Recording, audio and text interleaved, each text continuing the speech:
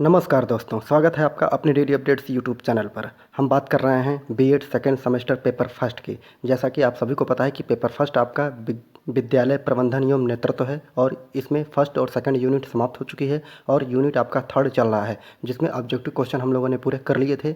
और अब आज हम लोग पढ़ेंगे क्या, लॉन्ग आंसर दीर्घ उत्तरीय प्रश्न, यूनिट थर्ड, भारत में शैक्षिक प्रशासन की मशीनरी। लॉन्ग आंसर करने से पहले अगर आप लोगों ने अभी तक चैनल को लाइक शेयर सब्सक्राइब नहीं किया है तो जल्दी से चैनल को लाइक शेयर सब्सक्राइब कर लीजिए, क्योंकि इसी प्रकार से संबंधित पूरी बीएड की जानकारी आप लोगों को मेरे वीडियो के माध्यम से लगातार प्राप्त होती रहेंगी। तो चलते हैं अपने क्वेश्चन आंसर की तरफ। क्वेश्चन देख लेते हैं क्या है। केंद्रीय स्तर पर शिक्षा प्रशासन का वर्णन कीजिए। अर्थात केंद्रीय स्तर पर शिक्षा प्रशासन कैसे काम होता है, शिक्षा प्रशासन में कैसे उसको नियंत्रण किया जाता है, तो इससे संबंधित हम क्वेश्चन देखेंगे। केंद्रीय स्तर पर शिक्षा प्रशासन का वर्णन। अब आप लोग ये जान लीजिए कि ये जो थर्ड यूनिट है आपका थोड़ा सा लंबा चलेगा, इसमें आंसर जो है आपके लॉन्ग आंसर वो ज़्यादा हैं और बहुत ही इंपॉर्टेंट क्वेश्चन है जो कि आपके आगे कंपटीशन में भी ये काम आएंगे। तो हम लोग देख लेते हैं केंद्रीय स्तर पर शिक्षा प्रशासन का वर्णन। तो इसका आंसर होगा केंद्रीय स्तर पर शिक्षा प्रशासन का वर्णन। राष्ट्रीय शिक्षा जारी करने पर तथा विभिन्न राज्यों की शिक्षा प्रणाली एवं प्रशासन में समानता उत्पन्न से 1947 के केंद्रीय शिक्षा मंत्रालय की स्थापना की गई। तो याद रखिएगा, ये एक ऑब्जेक्टिव क्वेश्चन है। केंद्रीय शिक्षा मंत्रालय की स्थापना 1947 ईस्वी में की गई थी। देश की आवश्यकता को ध्यान में रखते हुए फरवरी 1958 में शिक्षा मंत्रालय को दो भागों में बांट दिया गया। मतलब केंद्रीय शिक्षा मंत्रालय की स्थापना 1947 में की गई थी, लेकिन इसकी आवश्यकता को देखते हुए फरवरी 1958 में इस शिक्षा मंत्रालय को दो भागों में बांट दिया था। क्या था? नंबर एक शिक्षा मंत्रालय और दूसरा वैज्ञानिक मंत्रालय। तो आगे देखते हैं कि उपयुक्त दोनों विभागों का लक्ष्य शैक्षिक, वैज्ञानिक एवं सांस्कृतिक दृष्टि से देश का विकास करना था। आजकल केंद्र में मानव संसाधन विकास मंत्रालय का गठन किया गया है। इस मंत्रालय के अधीन शिक्षा, युवा कल्याण, महिला कल्याण तथा खेल आदि विभागों को लिया जाता है और आजकल शिक्षा मंत्रालय राज्य शिक्षा मंत्री की देखरेख में कार्य करता है। आगे हम इस संगठन एवं कार्य प्रणाली पर विशेष ध्यान विचार करेंगे। तो यहाँ पर इम्पॉर्टेंट है कि अब ये जो मानव संसाधन विकास मंत्रालय जो है, उसमें आप लोग याद रखिएगा, मानव संसाधन विकास मंत्रालय में पहले क्या था, शिक्षा भी था, युवक कल्याण भी था, महिला कल्याण था खेल, इन सभी विभागों को मिलाकर मानव संसाधन विकास मंत्रालय कहा जाता था। लेकिन अब मानव संसाधन विकास मंत्रालय से हटाकर इसका नाम बदलकर क्या कर दिया गया है, शिक्षा मंत्रालय कर दिया गया है अभी वर्तमान में। हेडिंग देखते हैं, शिक्षा मंत्रालय। तो शिक्षा मंत्रालय केंद्रीय शिक्षा मंत्री के अधीन कार्य करता है, जो कैबिनेट स्तर का मंत्री होता है। और इसी कैबिनेट स्तर का जो मंत्री होता है, इस पर जब ज़्यादा काम अर्थात ज़्यादा कार्यभार हो जाता है तो उसकी सहायता के लिए उप मंत्रियों की नियुक्ति भी कर दी जाती है, जो संपूर्ण देश की शिक्षा व्यवस्था की देखरेख करते हैं। शिक्षा मंत्रालय का प्रशासनिक अध्यक्ष शिक्षा सचिव होता है। इसमें समझाने की कोई, जहाँ समझाने वाला चीज़ होगा मैं वहाँ पर आप लोगों को समझाऊंगा, बस आप लोग सुनते जाइए। साथ ही अर्थात शिक्षा मंत्रालय की प्रशासनिक अध्यक्ष जो होता है, कौन होता है, शिक्षा सचिव होता है। और साथ ही शिक्षा परामर्शदाता भी होता है। उसकी सहायता के लिए कुछ सह शिक्षा सचिव एवं सह शिक्षा परामर्शदाता भी नियुक्त होते हैं, जो शिक्षा के विभिन्न पहलुओं का प्रशासन चलाए करते हैं। इसके अतिरिक्त उप शिक्षा सचिव, शिक्षा अधिकारी, सहायक शिक्षा अधिकारी, सेक्शन अधिकारी इत्यादि अनेक अधिकारी इस मंत्रालय के अधीन कार्य करते हैं, जो केंद्रीय स्तर पर शिक्षा प्रशासन चलाने के लिए उत्तरदायी होते हैं। किसी मंत्रालय को प्रशासनिक सुविधा हेतु अपने कर्तव्यों को सुचारू रूप से चल निम्नलिखित 9 विभागों में विभाजित किया जाता है। तो 9 विभाग कौन कौन से हैं? नंबर 1 प्राथमिक तथा बुनियादी शिक्षा विभाग, नंबर 2 उच्च शिक्षा तथा समाज कल्याण विभाग, नंबर 3 समाज शिक्षा एवं समाज कल्याण विभाग, नंबर 4 छात्रवृत्ति विभाग, नंबर 5 प्रशासन विभाग, नंबर 6 माध्यमिक शिक्षा विभाग, नंबर 7 हिंदी विभाग, नंबर 8 जो है अनुसंधान एवं प्रशासन विभाग और नंबर 9 जो है शारीरिक शिक्षा एवं मनोरंजन विभाग।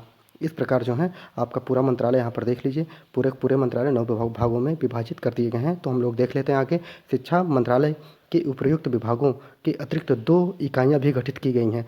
तो इसमें कौन कौन सी इकाइयाँ गठित की गई हैं? 2। तो देखते हैं कौन कौन सी। नंबर 1 केंद्र तथा राज्यों के मध्य शैक्षिक विकास संबंधी योजनाओं में सामंजस्य स्थापित करने के लिए plan coordination unit for the ministry तथा शिक्षा विभाग शिक्षा मंत्रालय के विभिन्न खंडों की कार्यप्रणाली का अध्ययन करने के लिए स्पेशल रीऑर्गेनाइजेशन यूनिट। शिक्षा मंत्रालय के उपयुक्त सभी विभागों पर शिक्षा सचिव समान रूप से नियंत्रण एवं निरीक्षण रहता है। अर्थात शिक्षा मंत्रालय को शिक्षा संबंधी विषयों पर परामर्श देने के लिए कुछ विशेष अखिल भारतीय शिक्षा समितियां गठित की गई हैं। इन समितियों में निम्न समितियां सक्रिय रूप से कार्य कर रही हैं। तो यहाँ पर देख लीजिए 6-7 समितियां हैं, उसको देखिए आप। और इसी को ही 6-7 समितियों को ही क्रम रूप से हम लोग पढ़ेंगे, जैसे केंद्रीय शिक्षा सलाहकार मंडल, अखिल भारतीय प्रारंभिक शिक्षा परिषद, अखिल भारतीय माध्यमिक शिक्षा परिषद, विश्वविद्यालय अनुदान आयोग अर्थात यूजीसी, राष्ट्रीय दृश्य श्रव्य मंडल, शिक्षा परिषद, राष्ट्रीय स्त्री शिक्षा समिति एवं अर्थात आप लोग देखिए इतने समितियों को हम लोग को एक एक करके पढ़ना है, इसलिए ये क्वेश्चन जो है आपका लॉन्ग आंसर है। और लॉन्ग आंसर लंबा होने के कारण इसमें जितने भी आपको ये जो 5-6 टॉपिक दिख रहे हैं एक एक करके हम लोग पढ़ेंगे। इस पर शॉर्ट क्वेश्चन भी आप लोगों के बन सकते हैं। तो हम लोग देखते हैं आगे। शिक्षा प्रशासन की वर्तमान स्थिति के विषय में जानने हित इन उपर्युक्त समितियों की कार्यप्रणाली का सामान्य ज्ञान हमें प्राप्त करना आवश्यक है। अतः हम यहाँ संक्षेप में प्रत्येक समिति के विषय में अध्ययन करेंगे। पहला क्या है? केंद्रीय शिक्षा सलाहकार मंडल। यह आपका शॉर्ट क्वेश्चन भी आ सकता है। इस मंडल की स्थापना अपने देश में सर्वप्रथम 1920 ईस्वी में शिक्षा संबंधी बातों पर विशिष्ट परामर्श देने हेतु की गई थी, किंतु शीघ्र ही 1923 ईस्वी में इसे भंग कर दिया गया। 1935 में हार्टोग समिति ने इसे देश की शैक्षिक प्रगति हेतु आवश्यक समझा और इसे पुनर्गठित किया गया था। तो याद रखिएगा, ये पहले जो इसे भंग कर दिया गया था, इसकी स्थापना 1920 में हुई थी, 1923 में इसको भंग कर दिया गया, लेकिन बाद में 1935 में हार्टोग समिति ने इसको गठित किया गया था, मतलब पुनर्गठित इसका किया गया था। आज यह मंडल शिक्षा संबंधी सभी महत्वपूर्ण समस्याओं, प्रकरणों एवं विषयों पर गहरा विचार करके शिक्षा मंत्रालय को परामर्श देने का प्रमुख कार्य कर रहा है। अर्थात ये जो समिति है आज भी कार्य कर रहा है। इस मंडल का सभापति केंद्रीय शिक्षा मंत्री तथा सचिव शिक्षा सचिव होता है। इसके अतिरिक्त भारत सरकार का शिक्षा परामर्शदाता भारत सरकार द्वारा मनोनीत 15 सदस्य, अर्थात इसमें 15 सदस्य होते हैं, जिसमें 15 सदस्यों में कौन होते हैं? 5 स्त्री होना अनिवार्य है। इसमें भारत सरकार द्वारा 5 निर्वाचित सदस्य, जिसमें से 2 राज्यसभा से और 3 लोकसभा से जाना आवश्यक होता है। अंतर विश्वविद्यालय मंडल द्वारा निर्वाचित 2 सदस्य होते हैं। अखिल भारतीय प्राविधिक शिक्षा परिषद द्वारा मनोनीत 2 सदस्य, प्रत्येक राज्य से प्रतिनिधि के रूप में शिक्षा मंत्री तथा उसके द्वारा मनोनीत व्यक्ति आदि इस मंडल के प्रमुख सदस्य के रूप में कार्य करते हैं। केंद्रीय शिक्षा मंत्रालय केंद्रीय शिक्षा सलाहकार मंडल मुख्यतः अधोलिखित 5 समितियों का निर्माण एवं प्रशासनिक मामलों पर परामर्श जो है दिया करता है। तो देख लेते हैं किस पर परामर्श देता है। नंबर 1 अ क्या है? प्राथमिक एवं बेसिक शिक्षा सचिव समिति, और स क्या है? माध्यमिक शिक्षा समिति, और यहाँ पर उच्च शिक्षा समिति, द समाज शिक्षा समिति, और यह क्या है? सामान्य कार्यों से संबंधित समिति। आगे देखते हैं कि केंद्रीय शिक्षा सलाहकार मंडल अपने अनेक उत्तरदायित्वों एवं कर्तव्यों का उपयुक्त समितियों की सहायता से कार्य करता है और वर्तमान स्थिति में मंडल के निम्नलिखित कार्य प्रमुख समझे गए हैं। तो देख लेते हैं क्या कार्य समझे गए हैं। नंबर 1 शिक्षा संबंधी नवीन योजनाओं का निर्माण करना, उनको कार्यान्वित करने तथा उनकी सफलता हेतु परामर्श देना होता है।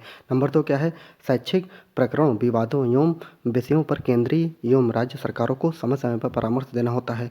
नंबर 3 संपूर्ण देश की शिक्षा व्यवस्था एवं शिक्षा समस्याओं के निराकरण हेतु विचार करना होता है। जबकि नंबर 4 क्या है? शिक्षा के विभिन्न स्तर पर समापन, विकास एवं प्रसार करने एवं शिक्षा संबंधी परिवर्तनों में नेतृत्व करना होता है।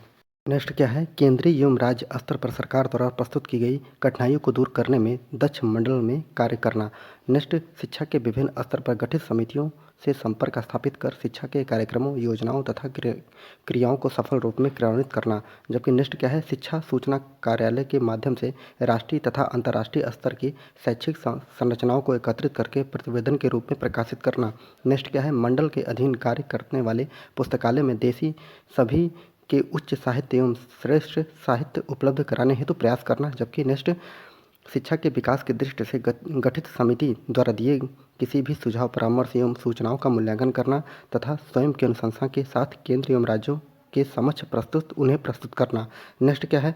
शिक्षा के आय व्यय पर विचार करना तथा संपूर्ण देश के लिए राष्ट्रीय शिक्षा नीति निर्धारित करना। इसको आप लोग बस सुन लीजिए, क्योंकि ये आपको लोगों को लिखने के लिए पॉइंट इतना आप लिख भी नहीं पाएंगे शॉर्ट आंसर में, लेकिन आप लोग इसको अगर सुन लेंगे और मोटा मोटी जान लेंगे तो आप लोग शॉर्ट आंसर इसका कर लेंगे। अगला देख लेते हैं, हेडिंग क्या है? अखिल भारतीय प्रारंभिक शिक्षा परिषद। इस परिषद का गठन 1957 ईस्वी में किया गया था। तो ये आप लोग याद रखिएगा ऑब्जेक्टिव में।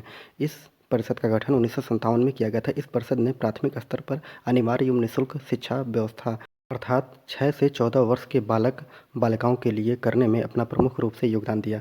भारत सरकार का शिक्षा सचिव इस परिषद का सभापति होता है। अखिल भारतीय प्रारंभिक शिक्षा परिषद का सभापति होता है। अखिल भारतीय परिमित शिक्षा परिषद में कोई प्रकार के प्रतिनिधि सम्मिलित होते हैं, कई प्रकार के। इन प्रतिनिधियों में ही शिक्षा सलाहकार मंडल, अखिल भारतीय माध्यमिक शिक्षा परिषद, राज्य सरकार नियुक्त एवं शिक्षा मंत्रालय द्वारा भेजे गए एवं प्रशिक्षण महाविद्यालयों के प्रतिनिधि समिति, इसके अतिरिक्त बेसिक शिक्षा के मर्मज्ञ एवं जो पिछड़े वर्गों एवं स्त्री शिक्षा इस परिषद में रखे जाते हैं। इस परिषद का गठन भारत का उत्थान एवं शिक्षा की नींव को दृढ़ करने के उद्देश्य से किया गया था। केंद्रीय सरकार का प्रारंभिक शिक्षा में संबंध अपने सभी दायित्वों को इस परिषद के माध्यम से पूरा करती है। इस कार्य निम्नलिखित हैं। अब देख लेते हैं इसका कार्य, अखिल भारतीय प्रारंभिक शिक्षा परिषद का कार्य क्या क्या है। तो नंबर 1 है प्रारंभिक शिक्षा संबंधी प्रशासनिक, वित्तीय एवं शैक्षणिक समस्याओं शोध करके महत्वपूर्ण निष्कर्षों का प्रकाशित करना एवं संपूर्ण देश में वितरित करना। नंबर 2 क्या है प्रारंभिक शिक्षा को उन्नत तथा उपयोगी बनाने के लिए ऐसे साबित जिससे शिक्षार्थियों तथा शिक्षकों के कार्यों में सुगमता आ सके तथा संपूर्ण देश में स्तर पर शिक्षा विस्तार एवं सुधार हेतु निर्देशन एवं नेतृत्व प्रदान करना। जबकि तीसरा क्या होगा प्रारंभिक शिक्षा से संबंधित विषयों पर केंद्रीय, राज्य एवं स्थानीय स्तरों पर प्रशासनिक दृष्टि से परामर्श लेना। तथा देखते हैं कि भारतीय संविधान की धारा 45 के अनुसार प्रत्येक राज्य में प्राथमिक शिक्षा की संख्यात्मक तथा गुणात्मक प्रगति हेतु अनेक प्रकार की योजनाओं एवं कार्यक्रमों को बनाना तथा उन्हें क्रियान्वित करना होता है। जबकि पांचवा क्या है कि प्रारंभिक शिक्षा संबंधी नवीन प्रस्तावों को केंद्र तथा राज्य सरकारों के सम्मुख प्रस्तुत करना तथा समय समय पर प्राथमिक स्तर की शिक्षा के सभी पहलुओं का परीक्षण करना होता है। जबकि छठा केंद्र, राज्य तथा स्थानीय स्तर पर जो प्राथमिक शिक्षा के प्रशासन में समायोजन स्थापित करना होता है। तो इस प्रकार आप लोग अखिल भारतीय प्रारंभिक शिक्षा परिषद के बारे में भी अच्छे से लिख सकते हैं। इसमें बस थोड़ा थोड़ा अंतर होगा दोनों में, नहीं तो वही सब बातें लिखी गई हैं। तीसरा क्या है हेडिंग तीसरा अखिल भारतीय माध्यमिक शिक्षा परिषद, ये इंपॉर्टेंट है अखिल भारतीय माध्यमिक शिक्षा परिषद। तो देख लेते हैं माध्यमिक शिक्षा की स्थिति को सुधार करने तथा उसका विकास करने एवं माध्यमिक स्तर की समस्याओं का निराकरण करने के लिए 1955 ईस्वी में अखिल भारतीय माध्यमिक शिक्षा परिषद की स्थापना की गई। तो याद रखिएगा 1955 ईस्वी में अखिल भारतीय माध्यमिक शिक्षा परिषद की स्थापना की गई थी। भारत सरकार का शिक्षा परामर्शदाता इसे परिषद का सभापति होता है और इसके अतिरिक्त इसमें कितने सदस्य होते हैं 22 अन्य सदस्य होते हैं। इस परिषद के कार्यों को 2 भागों में विभाजित किया जा सकता है। नंबर 1 परामर्श संबंधी कार्य और दूसरा क्या है दूसरे भाग में कार्यपालिका संबंधी कार्य, अर्थात परिषद इन दोनों कार्यों को सन 1955 से 58 के बीच अपने कार्यक्रम के अनुसार पूर्ण करती रही है और 1928 ईस्वी में ही इस परिषद का पुनर्गठन किया गया, जिसके अनुसार सबसे अधिक महत्वपूर्ण परिवर्तन यह हुआ कि इस परिषद के कार्यपालिका संबंधी कार्यों को एक नवीन संस्थान अर्थात directorate of extension programme for secondary education के हाथों में दे दिया गया। इसका पूरा संबंध प्रोग्राम फॉर सेकेंडरी एजुकेशन के हाथों में दिया गया। इसका पूरा संबंध माध्यमिक शिक्षा स्तर की शिक्षा से है, अर्थात पुनर्गठन माध्यमिक शिक्षा परिषद में अनेक सदस्यों के मध्य शिक्षा मंत्रालय एवं वित्त मंत्रालय के प्रतिनिधि, भारत सरकार द्वारा मनोनीत प्रत्येक राज्य के एक प्रतिनिधि, विश्वविद्यालय अनुदान आयोग का प्रतिनिधि, अखिल भारतीय प्राविधिक शिक्षा परिषद का प्रतिनिधि प्रमुख रूप से कार्य करते हैं। माध्यमिक स्तर पर शिक्षा का विकास करना इसी परिषद का दायित्व है। परिषद के निम्नलिखित 2 महत्वपूर्ण कार्य हैं। नंबर 1 क्या है कि केंद्रीय तथा राज्य स्तर पर सरकार को माध्यमिक शिक्षा का विकास करने में, उसमें सुधार करने तथा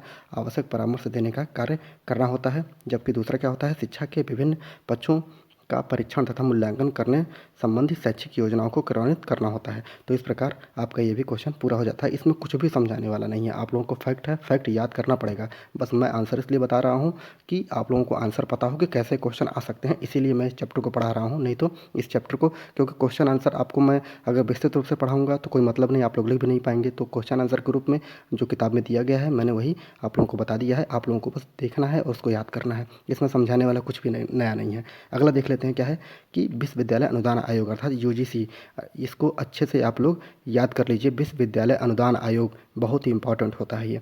इस आयोग की स्थापना 1953 ईस्वी में की गई थी और 1956 ईस्वी के संसद अधिनियम के अनुसार इसका प्रमुख चेयरमैन होता है, जो सचिव की सहायता से संपूर्ण कार्य का संचालन करता है। सचिव के अतिरिक्त इस आयोग में 9 अन्य सदस्य भी होते हैं, जिनमें से 3 सदस्य विश्वविद्यालय के कुलपति, 2 केंद्रीय सरकार के प्रतिनिधि तथा शेष 4 सदस्य शिक्षा शास्त्री तथा शिक्षा विशेषज्ञ होते हैं। आयोग के निम्नलिखित कार्य भी होते हैं।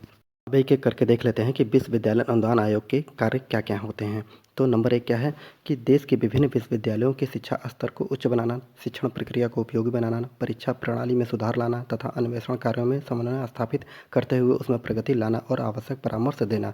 नंबर 2 शिक्षा के उच्च स्तर पर शिक्षा के विकास तथा विस्तार हेतु नवीन योजनाओं, कार्यक्रमों एवं परीक्षणों को क्रियान्वित करना और उन्हें प्रोत्साहित करना। नंबर 3 विद्यालयों एवं महाविद्यालयों की पुस्तकालयों एवं प्रयोगशालाओं को संपन्न समृद्धपूर्ण बनाना। अगला है विश्वविद्यालय छात्रावासों एवं शिक्षकों के आवास गृह हेतु व्यवस्था करना। अगला, शोध कार्यों को प्रोत्साहित करना तथा उसमें प्रगति लाना। नेक्स्ट क्या है, विश्वविद्यालय स्तर पर शिक्षा ग्रहण कर रहे हैं तो छात्रों के लिए प्रवेश नियमों की रचना करना तथा समय समय पर उसे संशोधित करते रहना है। नेक्स्ट, विश्वविद्यालय स्तर की शिक्षा से संबंधित समस्याओं का निराकरण करना। नेक्स्ट क्या है, विभिन्न विश्वविद्यालयों को वितरित की जाने वाली धनराशि के संबंध में नियम एवं नीतियों का निर्धारण करना। नेक्स्ट क्या है, देश में नवीन विश्वविद्यालयों की स्थापना करने तथा प्रचलित विश्वविद्यालय का कार्य क्षेत्र के विषय में अनुमति प्रदान करना। नेक्स्ट क्या है, विश्वविद्यालयों की शैक्षिक तथा आर्थिक स्थितियों की जांच करना, आवश्यकता अनुसार आर्थिक सहायता के लिए अनुशंसा करना और केंद्रीय सरकार तथा विश्वविद्यालयों द्वारा उठने वाली भ्रांतियों, प्रश्नों एवं संदेहों को समाप्त करना, उन्हें उचित उत्तर देना। नेक्स्ट, विश्वविद्यालयों से चलने वाले पाठ्यक्रमों, परीक्षा प्रणालियों तथा अन्वेषण कार्यों आदि के विषय में प्रदत्तों का संकलन करना। नेक्स्ट क्या है कि विभिन्न देशों में विश्वविद्यालयों की अच्छाइयों, नवीन योजनाओं तथा सूचनाओं से भारतीय विश्वविद्यालयों को समय समय पर सूचित करते रहना। नेक्स्ट, विभिन्न पाठ्यक्रमों तथा छात्रों को दी जाने वाले विभिन्न उपाधियों के विषय में शासन को परामर्श देना। नेक्स्ट, विश्वविद्यालय की शैक्षिक एवं आर्थिक क्रियाओं पर प्रशासनिक नियंत्रण करना। आप लोग विश्वविद्यालय में पढ़ रहे हैं तो आप लोगों को पता होगा एक कॉलेज और उसको नियंत्रित कैसे किया जाता है, कहाँ कहाँ पर किस स्तर पर नियंत्रित किया जा सकता है, उसी सब बातों को आप लोग लिख दीजिएगा। नेक्स्ट क्या है, पाँचवा, राष्ट्रीय श्रव्य दृश्य शिक्षा मंडल। इसके बारे में देख लेते हैं कि शिक्षा मंत्रालय द्वारा 1953 ईस्वी में श्रव्य दृश्य मंडल की स्थापना की गई। तो याद रखिएगा 1953 में श्रव्य दृश्य मंडल की स्थापना की गई थी। इसका प्रमुख कार्य श्रव्य दृश्य शिक्षा के संबंध में परामर्श एवं सुझाव देना होता है और मंडल का सभापति एक सचिव होता है जो कि किसी मंत्रालय द्वारा मनोनीत होता है। इसकी संख्या 21 निर्धारित की गई है और सदस्य केंद्रीय मंत्रालय द्वारा मनोनीत किए जाते हैं। मंडल के प्रमुख कार्य निम्नलिखित हैं। तो नंबर 1, शिक्षा संबंधी सहायक जो श्रव्य दृश्य सामग्री, उपकरण आदि तैयार करना, शिक्षकों के चयन तथा उनके प्रशिक्षण की व्यवस्था आदि विषयों पर परामर्श देना, आवश्यक साहित्यिक का प्रकाशन करना एवं शैक्षिक सूचनाओं को प्रसारित करना। नेक्स्ट क्या है, केंद्रीय तथा राज्य स्तर पर दृश्य श्रव्य की शिक्षा का मूल्यांकन करना, उन पर ही नियंत्रण रखना और उनका निरीक्षण अर्थात चेक करते रहना। अगला क्या है, शैक्षिक चित्रों एवं अन्य सामग्रियों की व्यवस्था करना। इस प्रकार 5 पॉइंट आपके खत्म हो चुके हैं। ये बहुत ही लंबा क्वेश्चन आंसर है और आप लोग इसका नेक्स्ट पार्ट हम अगले वीडियो में देखेंगे क्योंकि वीडियो जो होगी लंबी हो जाएगी, लेकिन ये जो वीडियो होगी बहुत ही इंपॉर्टेंट वीडियो है। इसको आप लोग 1-2 बार ज़रूर देख लीजिएगा क्योंकि इससे शॉर्ट क्वेश्चन भी आप लोगों के आएंगे। तो क्या पता मैं शॉर्ट क्वेश्चन इसका न बनाऊँ क्योंकि यही सब आपके शॉर्ट क्वेश्चन में आने वाले हैं। विश्वविद्यालय अनुदान आयोग जो है, राष्ट्रीय दृश्य श्रव्य शिक्षा मंडल हो गया और जो आपका अखिल भारतीय माध्यमिक शिक्षा परिषद हो गया, इन्हीं सबसे क्वेश्चन आप लोगों के बनेंगे। तो अगर वीडियो अच्छा लगा हो तो वीडियो को लाइक, शेयर, सब्सक्राइब जरूर करें क्योंकि इसी प्रकार की जो जितने भी बीएड से संबंधित जानकारी होगी आपको मेरे वीडियो के माध्यम से लगातार प्राप्त होती रहेंगी। पूरा वीडियो देखने के लिए बहुत बहुत धन्यवाद।